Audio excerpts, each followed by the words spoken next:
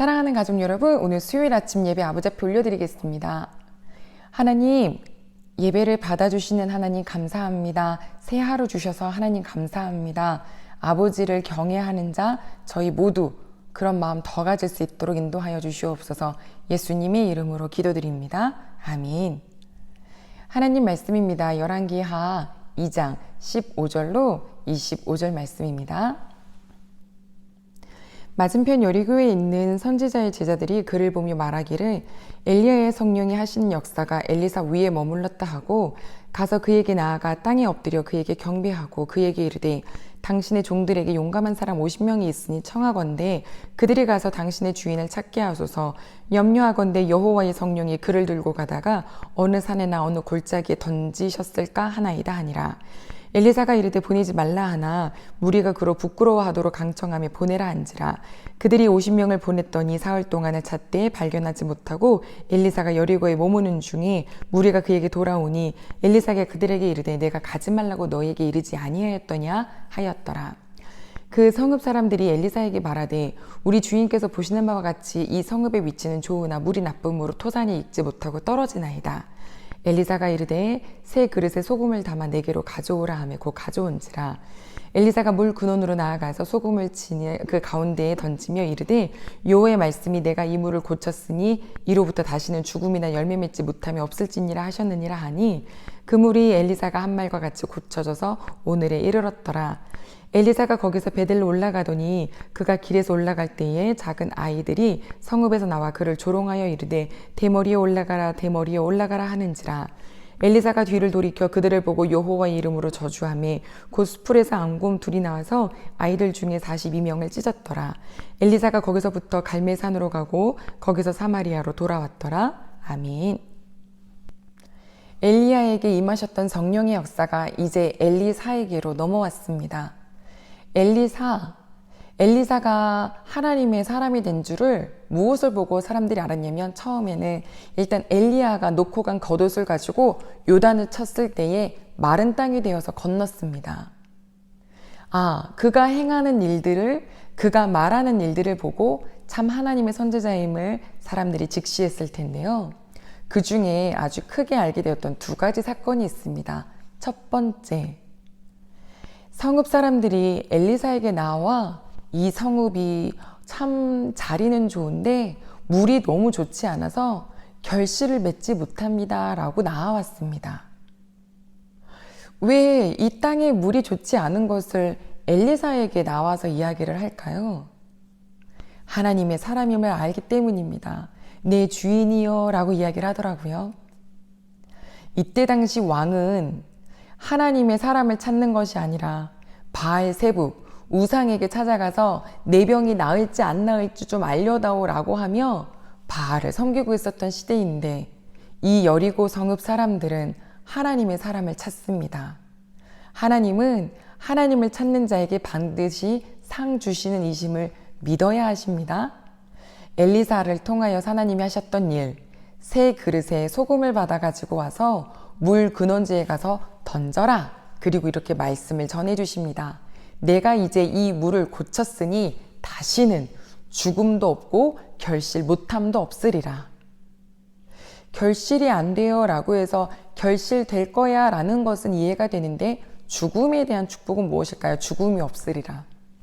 이 여리고성은 여호수아 말씀에 하나님께서 여호수아를 통해서 말씀하셨죠. 이 여리고를 다시 짓는 자, 짓기 시작할 때 마다들이 죽을 거고 마지막에 성문이 세워질 때는 막내가 죽을 거다라고 했는데 그 저주를 무색하게 아합 왕 때 히엘이라는 사람이 똑같이 여리고를 지었죠.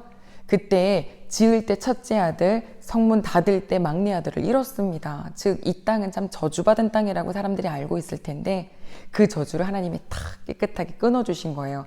누구를 통해서요? 하나님의 사람 엘리사를 통해서요.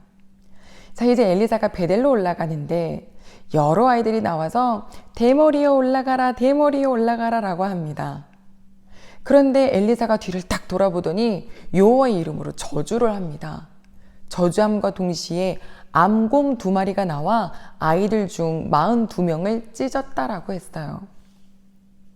외모, 나의 외모를 비하해서 기분 나빠서 저주했을까요? 이 대머리여라고 하는 뜻에는 머리, 헤드, 너의 머리, 스승을 얘기하죠. 그리고 야 너의 스승 올라갔다며 승천했다며 이거 비웃는 거예요. 너도 올라가라, 너도 올라가라 라고 이야기를 하는데 엘리사의 대머리를 욕한 것이 아니라 엘리야와 엘리사 곧 여호와 하나님을 저주하고 있는 것이고, 그랬더니 그 모습을 보고 엘리사가 바로 저주를 했는데 레위기 26장 너희가 여호와의 말씀과 규례와 법도를 멸시하면 내가 짐승들 사남 짐승을 풀어서 너희의 자녀들을 움키게 할 것이며 라고 하는 그 저주의 말씀이 그대로 이루어졌습니다. 가족 여러분, 하나님께서 모든 목회자에게 축복권과 저주권을 주셨죠. 말은 조심해야 합니다. 제부도 쪽에 한 교회가 세워지는데 주변 사람들이 너무 많이 반대를 했습니다. 뭘 툭탁하면 멈춰주고 툭탁하면 멈춰주니까 목사님이 속상하셨는지 그 마을을 향해서 저주를 하셨어요. 그런데 정말 그 마을에 한 분이 돌아가시고 한 분은 다치셨어요. 그 소문이 돌자 마을 지역 사람들이 말을 탁 함구를 하더라고요. 무서워서 더 이상 말을 못하는 거예요. 그 교회는 지어졌습니다. 그리고 마치 이것이 자랑이냐, 이때 이렇게 방해를 받았는데 내가 저주했더니 한 사람이 죽어나갔고 막 이런 이야기가 있었어요. 그런데 가족 여러분, 길게 봤을 때 그 지역 사람들은 하나님에 대한 어떤 이미지로 남게 될까요? 하나님 무서운 분, 저주하는 분, 오히려 교회를 가기가 무서워지지 않을까요? 하나님의 사람에게 축복을 그러니까 섬길 때에 그가 기도할 때 축복을 받는 거 하나님께서 주신 권세입니다. 하나님을 섬기듯이 하시는 거잖아요. 연령을 보시는 건가요? 외모를 보시는 건가요? 학식을 보시는 건가요? 아니잖아요.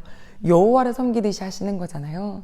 그래서 그가 받았을 때 축복을 하면 우리 그냥 그 축복이 각 가정에 이루어지는 것은 사실입니다. 하지만 저주도 이루어지죠. 그래서 목회자는 저주권을 쓰면 안 되겠죠. 엘리사도 딱 한 번 이때 저주했고 그 뒤로는 다시는 저주하지 않았습니다. 가족 여러분, 이제 엘리사는 하나님의 사람으로서 사역 시작합니다. 그리고 그 사역 시작함을 어떻게 알려주셨냐면 축복이 이루어지고 저주도 이루어짐을 보게 하셨죠. 우리 예배드리는 모든 식구들은 하나님의 축복이 이루어지는 가정 되기를 소망합니다. 또한 하나님의 성령의 역사가 임하셔서 정말 지금 바알을 찾고 있는 이 왕과 같은 모습이 아니라 하나님을 찾는 이 성읍 사람들과 같은 그런 겸비한 모습을 우리 모두가 갖기를 소망합니다. 축복합니다. 기도하겠습니다. 하나님 아버지 감사합니다.